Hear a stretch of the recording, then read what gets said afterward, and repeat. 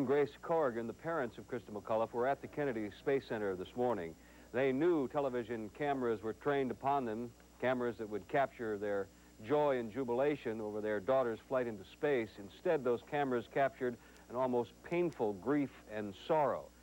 It was another way last December when television cameras were trained on Ed and Grace Corrigan, who were obviously overjoyed and proud of their daughter's choice to be the first citizen in space.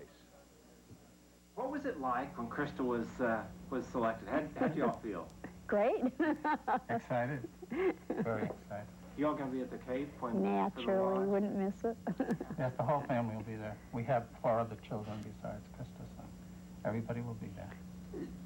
Is this really like her? I mean, Absolutely. Let's do this one at a time. Ms. Corrigan, did it surprise you, first that she would try to be an astronaut and then be selected? No on both. I know an awful lot of luck was involved in it, but I'm not surprised because I knew she'd do a good job if she were chosen, and I'm just so pleased that she was chosen. What's she like growing up? The same as she is as she comes over now. Exactly the same. She hasn't really changed. But to people that don't know her and all they know is just what they've seen on TV, how would you describe your daughter, the teacher astronaut? Oh, very caring, outgoing, excited, interested. I would think, as father, this is just, I mean, you just got to be really proud. Yes. Absolutely proud. What do you hope that she gets out of this, or is able to give others out of this? Mm-hmm. Is there something that she can pass on to others, or? Well, I think that we hope the same as what she's hoping to bring back when she talks about demystifying space, and to come back and let all the other people know that it's not just scientists up there, that for the future everybody will be into space. And I think that's what she hopes to bring back to her children and to the teachers and to everybody in general. How has she been just in talking to you all about the training and everything? Totally excited. I mean, she never goes down low about anything. She's truly right with it all the time. She loves what she's doing. No complaints. But she's got that kind of a disposition anyway. She doesn't complain. I imagine you all are looking forward to that point where she comes back and just tells you everything. Yes, and to have her back, too.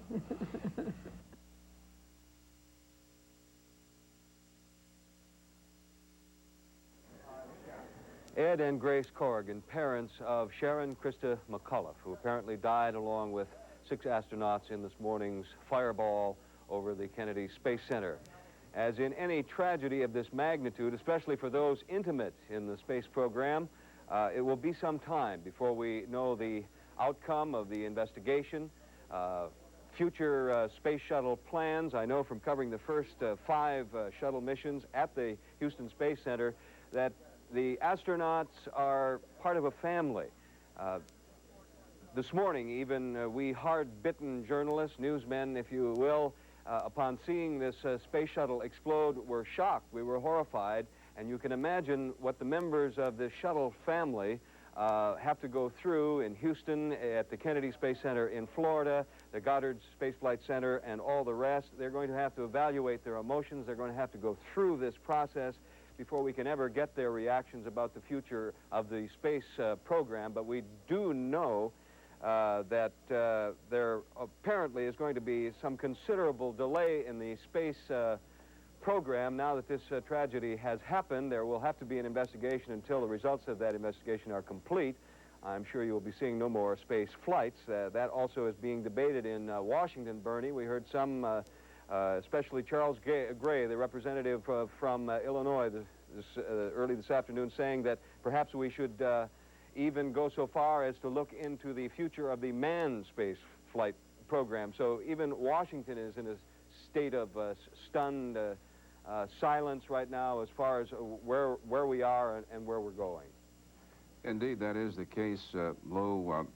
As we've indicated, this afternoon, the anchors and reporters were at the White House, and we were there. All 4 major networks were invited to send in their anchormen and their White House correspondents. There must have been about 20 people around the luncheon table at the Roosevelt Room of the White House.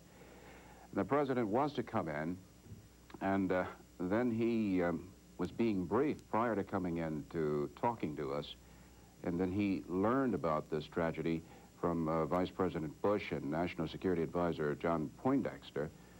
And then the president went to a study and he watched TV. Well, the Chief of Staff, Donald Reagan, and John Spahn and Admiral Poindexter continued briefing us on the President's State of the Union address as scheduled in at that point. And Mr. Reagan, upon getting this information, decided, well, I will at least come in and say a few words to them. Well, obviously, when the President walked in, we were not interested in the State of the Union message. We wanted to know what the latest was he had and what he was thinking. And on the point you raised in coming to me about soul searching going on here in Washington, I asked the President specifically, Mr. President, are you afraid there will be any public backlash against the space program because of this tragedy? And the President said, quote, I shouldn't think so, and I would certainly do everything I could to express an opinion the other way. You know, we don't. We have accidents in every line of transportation, and we don't do away with those things. They've probably got a better safety record than we have out on the highways. No, I apologize to you. I'm misreporting. That was not my question. I thought that was. I'll find it in a second. But there is soul searching going on. I can tell you, I did ask the President about accidents, and he said, in effect, I said, Mr. Reagan, will the space program be dead until we find out absolutely what went wrong? And the President said, quote, there will not be a flight until they're absolutely certain that it is safe. And he went on to indicate that obviously NASA wants the same thing, to find out exactly what happened.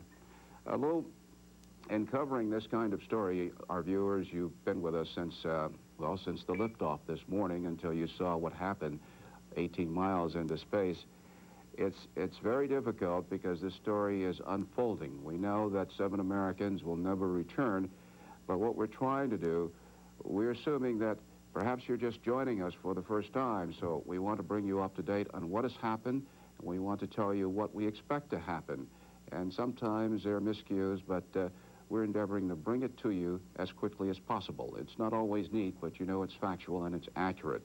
You heard from our Moscow Bureau Chief, Stuart Lurie, who told us what the Soviets have said, how they're reacting initially, and they're reporting to the Soviet citizens in rather somber tones. We've heard from our overseas correspondent, Richard Brystone in London, who indicated that some of the pilots from England who were due to arrive in the United States next week to begin shuttle preparation, they send their condolences. So we're trying to get that to you as quickly as possible. And Lou, we're going to have President Reagan up shortly at 5 o'clock Eastern Time. We also were expecting the NASA briefing. Now we're told it's coming up in 8 minutes.